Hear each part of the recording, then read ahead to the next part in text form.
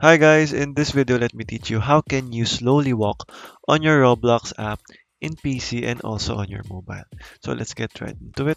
So to be able to slowly walk, you just have to go ahead and go over to your settings here and make sure that the movement mode is set to keyboard plus mouse.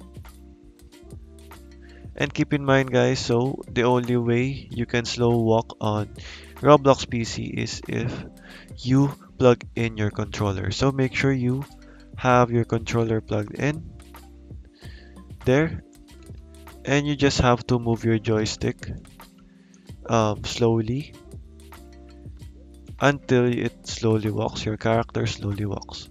So there guys, that's basically it. That's how you can do this tutorial. And on your Roblox mobile, by the way, all you have to do is for the movement mode, make sure it is set on joystick.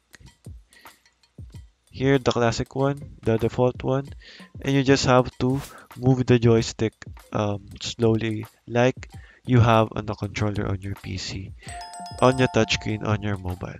So there, guys, that is how you can slowly walk. Basically, that is all for today, guys. Thank you for watching and goodbye.